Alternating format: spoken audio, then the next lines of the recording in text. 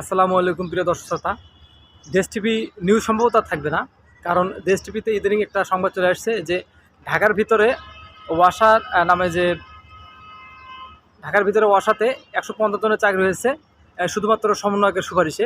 আসলে আমরা তো এমন দেশ চাইনি যে যেখানে আমরা এই একটা করে ফাইল, একটা স্টুডেন্ট একটা করে ফাইল শুধু রংপুর থেকে আমরা ঢাকার ভিতরে আসি পরীক্ষা দেওয়ার জন্য, একটা চাকরির জন্য। আর সেই পরীক্ষা ছাড়াই 150 জনকে রাতারাতি বিভিন্ন জোনে চাকরি দিয়েছে ঢাকা ওয়াসা।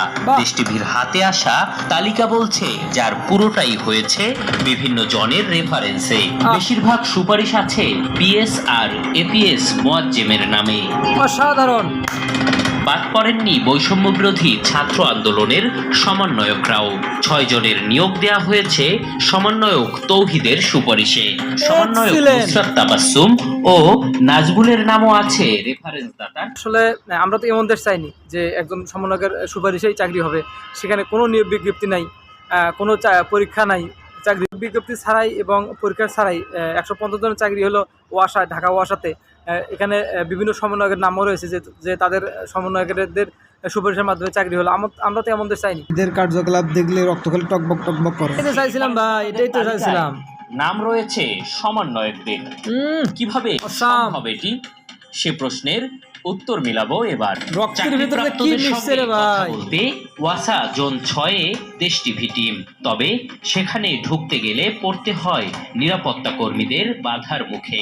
পরে প্রবেশ অনুমতি মিললেও মেলেনি চাকরিপ্রাপ্তদের সঙ্গে কথা বলার অনুমতি। এটাই তো চাইছিলাম আমরা। এবার তালিকা ধরে মোবাইল ফোনে কথা বলি আমরা। রেফারেন্স দাতা সমন্বয়কদের নাম বলতেই কল কেটে দেন বেশিরভাগ নিয়োগপ্রাপ্ত। এইবার মনে হয় দেশ টিভি আর থাকবো না। তৌহিদ, উনি কি হয় আপনার? দেশ নিউজ আর থাকবো না। আপনি কি তার রেফারেন্সে ছিলেন? হ্যালো শেষ, হ্যালো খেলা শেষ। সুপারিশদাতার তালিকায় নাম দেখে অবাক সমন্বয়ক তৌহিদ। তার দাবি এমন কোনো সুপারিশ করা হয়নি সমন্বয়কদের পক্ষ থেকে। এখন যদি আমাদের নাম এখানে আসে তাহলে এটা ওয়াসা কর্তৃপক্ষ জানবে যে কেন আমাদের নাম আসলো। আর ওই এমডি স্যার আপনারা ধরেন, কারোর জন্য সুপারিশ করি না, এটা তো কোথায় হইলো? বৈষম্যই হইলো। আপনারা এমডি স্যার ধরেন, জিজ্ঞেস করেন যে কিভাবে সম্ভব। রেফারেন্সের আড়ালে ফায়দা লুটছে খোদ ওয়াসা। জানতে ওয়াসা সচিবের মুখোমুখি দেশ টিভি টিম। তার দাবি সবকিছু করেছেন ওয়াসার এমডি, শুধু স্বাক্ষর করেছেন তিনি।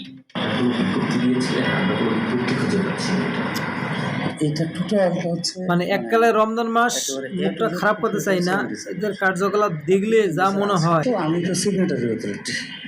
বিষয়টি সম্পর্কে জানতে এবার ওয়াসার এমডির দপ্তরে দেশ টিভি টিম।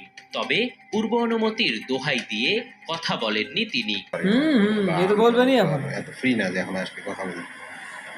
অস্থায়ী বা মাস্টার রোলে কর্মচারী নিয়োগ না করার জন্য অর্থ মন্ত্রণালয় 2018 সালে নির্দেশনা জারি করে। তবে তা অমান্য করে চাকরি দিয়ে যাচ্ছে ওয়াসা সহ অনেক প্রতিষ্ঠান। দেশের মানুষের কিভাবে বকশিত বানানো যায় সেই পায়তারা চলছে এখন।